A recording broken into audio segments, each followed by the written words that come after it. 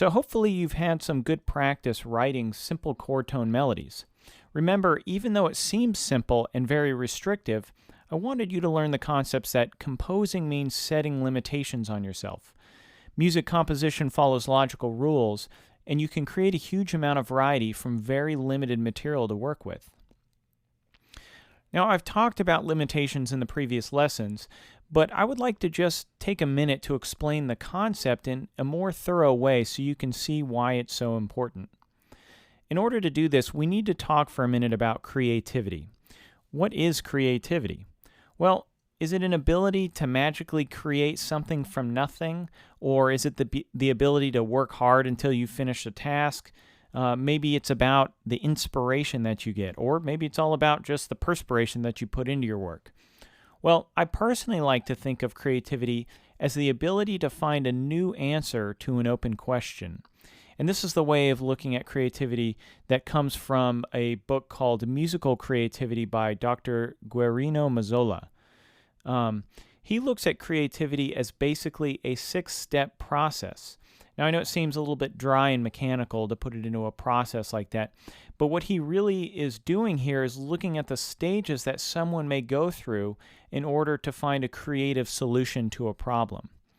And these stages are exhibiting the open question, identifying the semiotic context, finding the question's critical sign or concept in the semiotic concept or context, identifying the concept's walls, opening the walls and displaying its new perspective, and evaluating the extended walls. Now, I won't go into too much detail about each of these, as right now it may actually do more harm than good. I don't want you to overanalyze your own creative process, at least not yet. That will come later when you have some more music under your belt. But I do want to point out the progression of things. First, you need to have an open question. Now, in music, basically, this open question could be specific or it could be general. Can I compose a sonata? Could be your question, for instance. Or how do I create a smooth chord progression that sounds musical? Or maybe should I compose in a classical style? Could be a general question. These are all valid questions and may or may not directly relate to your actual music composition at hand. It's just stuff to think about. But let's just say, for argument's sake, it's the first question. Can I compose a piano sonata? Well, once you've got your question, the semiotic context is basically what gives it meaning. This topic is kind of like a can of worms to go into, so I won't really go deep into semiotic context or anything like that.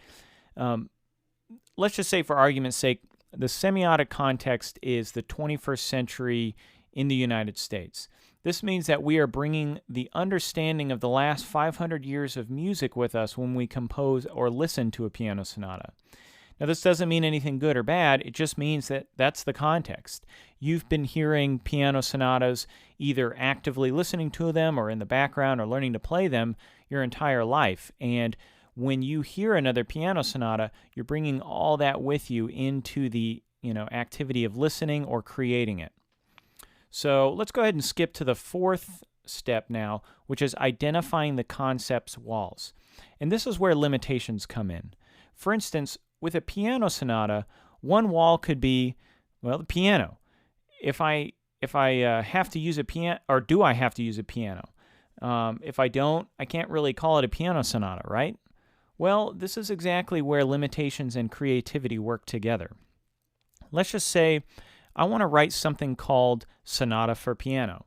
Well, technically, I could use the piano as a drum, drum on the piano, or maybe as a sounding board to reverberate my voice. Maybe I'll depress the pedal and I'll let those overtones ring out as I sing into the piano. Or maybe I write a piece that's a gift for my piano because I'm in love with my piano and I write it as a gift, the sonata for my piano. Or maybe I write a traditional piano sonata like Beethoven or Mozart. Either way, I think you can see setting a limit immediately gave me the ability to push until I found the walls of the concept piano sonata. Well, that's basically what we're trying to do with our limitations. We're trying to push to find where the limit of that limitation is. Where is the wall? So if I say that you have to create a simple chord tone melody, and you can use nothing but the chord tones, but you can use any kind of rhythm you want, and you can use any octaves you want or something, then you've got a lot of pushing to do to find out where are the limits of a chord tone melody. So that's basically all I'm going to talk about creativity for now, as I really want you to just compose for a while and not worry too much about creativity. But I did want to make sure that you're grounded in what I'm talking about with limitations and how it affects your creativity.